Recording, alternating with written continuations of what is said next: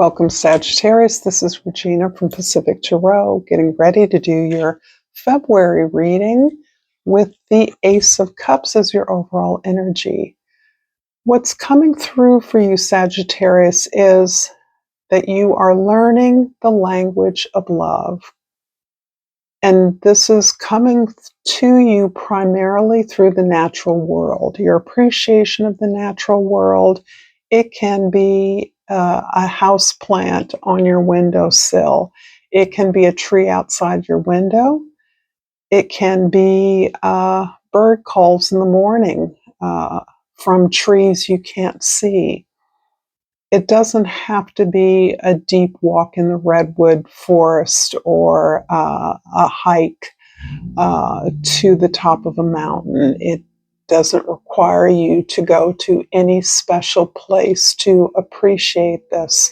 This is something that you are gleaning, you're picking up on in your everyday world. Your everyday awareness is not only the natural world in its beauty, its sustainable, its life cycle. Its brief life cycle is almost a metaphor for our lives, the cycles and phases of our longer lives as human beings. But you're also sensitive to all of the energies that surround living things. All sorts of living things. So there's a sense of magic infused in every weed in the sidewalk. This is an incredible energy that I'm channeling for you. And it is pervading your whole sense of your own story, your own history, like picking through your memories and recalling significant encounters with the natural world. For me, it was a park in the city that I grew up in that held magical explorations and invisible creatures that only I could see. Whatever that is for you, it is waking you up to new layers of awareness and consciousness and energetic activity that happens in our everyday world. This is a general reading, Sagittarius. It's not going to resonate for all of you. If you're interested in a personal reading, information for that is in the description box below. Welcome to you that are new, and welcome back to those of you that are familiar with me. I really appreciate you taking the time to spend with me today.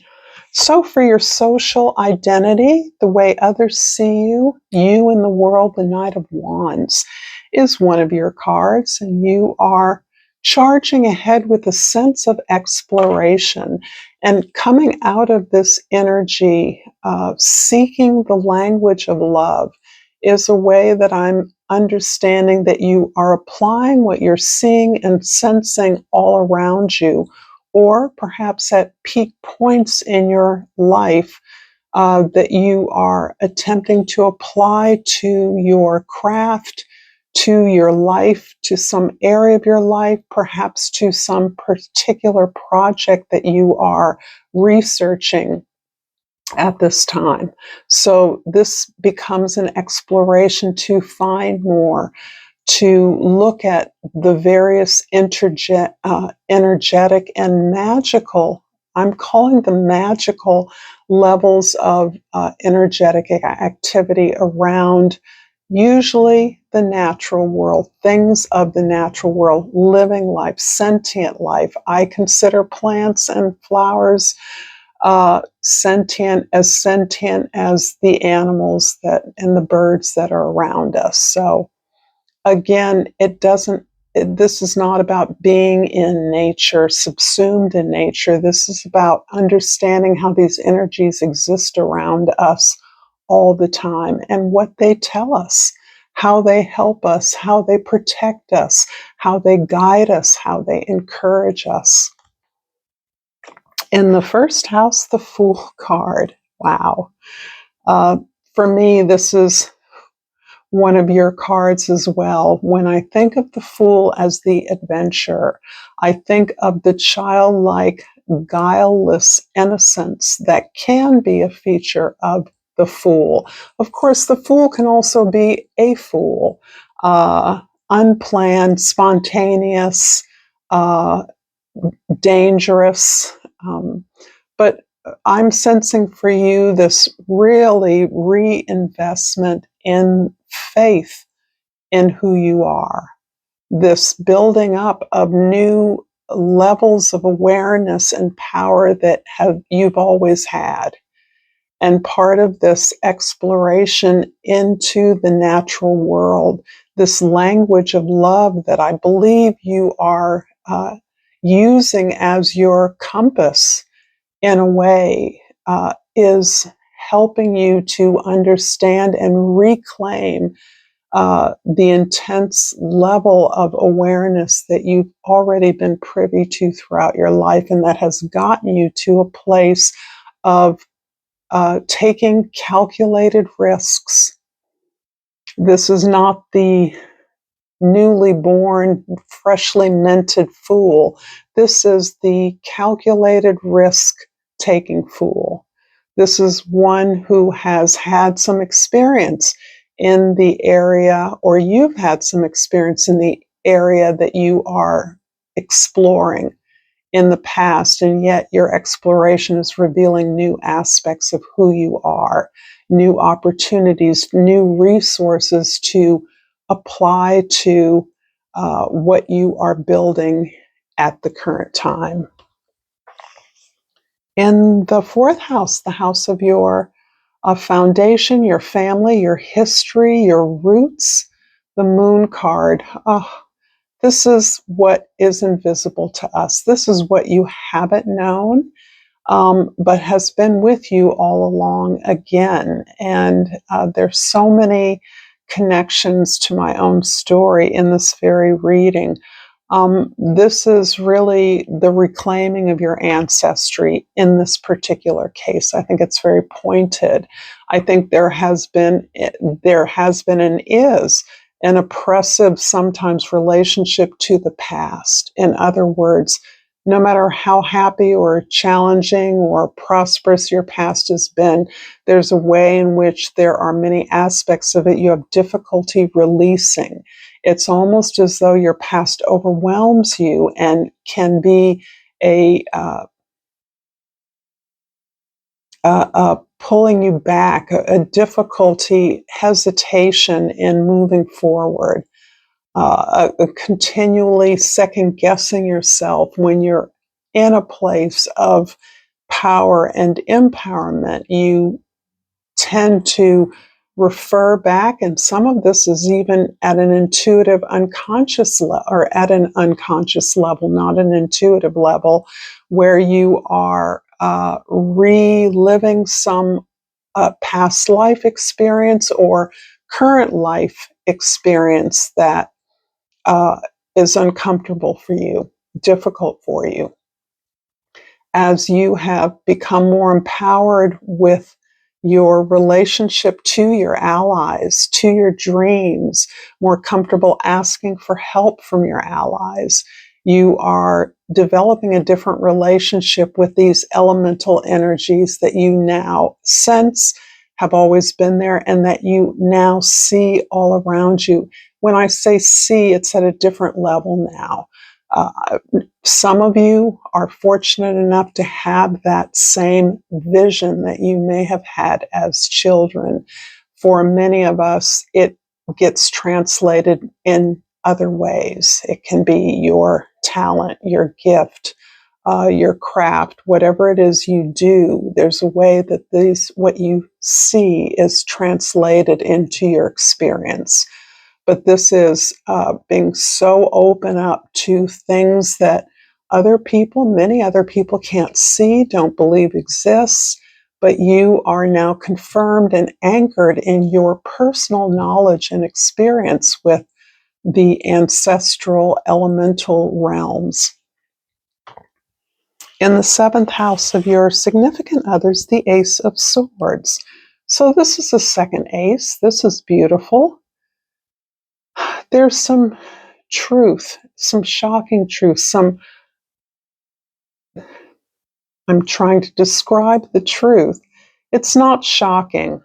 It's something you know, but to actually see it, it's something you know, and you're actually re-experiencing it through your openness to the elemental, uh, super conscious entities that populate your experience and your world. Your ability to communicate with them is leading you to communicate about them. And now the idea that the language of love is something that is being translated in literally into what you are creating or what you are speaking or sharing with others. So this language of love is about how you come to love yourself. And it is through these out of body, out of world experiences from what we consider normal. A lot of what supports you and uh, has guided you, has created you, are not energies that many people experience, see, or feel comfortable with. And you don't always feel comfortable with them either. They're not part of the social norm. So you've come to recognize the incredible power and wisdom of these energies in your life and ways that they can help others to feel supported in a very contentious, chaotic world. This is a general reading, so it's not going to resonate for all of you. If you're interested, if you're liking this video, please like this video. If you like this video, please like this video, right? If you feel inclined, you can share it with others. Please subscribe to my channel, Pacific Tarot. And I pulled the Honesty card, so appropriate for Sagittarius. I can't always expect the truth from others, but I can expect it from myself. So here we go with the Ace of Swords, the truth, the illumination of the truth, how it lights up your spirit. It lights up every level of your awareness, from your unconscious, subconscious energies and sensitivities to what the whole world, others in the world, are experiencing as well, to something that is unique to you and is part of your contribution to the world. In the first house, the Fool card is clarified by the Ten of Wands. And the Ten of Wands is talking about what you're letting go of, what you're releasing, and it feels like a lot. You are clearly overburdened in some way, and I'm not sensing that this is someone else dominating you. However, it does relate to the sense of oppression, general oppression, like there's so much on your plate all the time. As much as you have simplified and gained clarity, you still recognize that the act of busyness is occluding your ability to be, to feel, to experience, to speak. All of these responsibilities, obligations, tasks just keep you away from yourself. And as much as you assume that some of them are appropriate for you and anchor your everyday world, paying your bills, cooking dinner, garden, watering the garden, whatever it is that you do that has to be done, you're learning to pace yourself in a way that doesn't resonate with the outside world to the extent possible. And of course, many of you get up and go to work every day and have to. But this is helping you to trim those responsibilities or pace them in a way that works for you. And this is important because this is part of the way that you begin hearing yourself, listening to yourself, and respecting your needs in the moment. Uh, do you have to do the laundry on the weekends? Is there a way you can do it on a weeknight so that your weekends can be freer to paint or take a walk or hike or go to the beach? You're getting my drift, right? Because I do think all the ways that you find joy and pleasure in the world, particularly in the natural world, for us city dwellers, all the parks, all the beaches, all the natural features of our urban environment are important. As sitting in a city park, a city square, and observing people at lunchtime. I mean, this is all part of an appreciation, a way of relaxing, a way of experiencing yourself in the moment and allowing yourself to prioritize taking pleasure in what you do.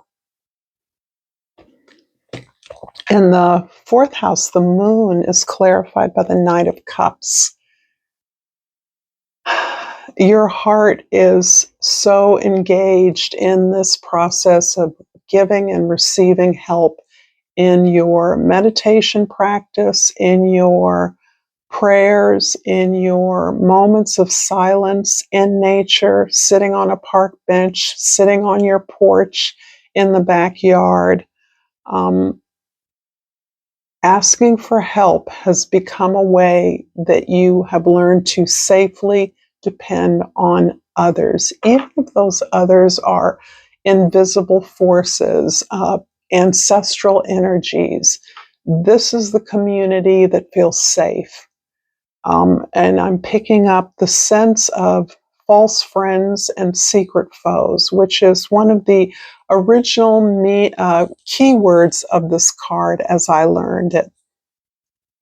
And this is my obstacle card, so I understand the many nuances of supporters, friends, lovers that are not truly supportive, don't really value you, and yet those are the people we often depend on for all kinds of social support.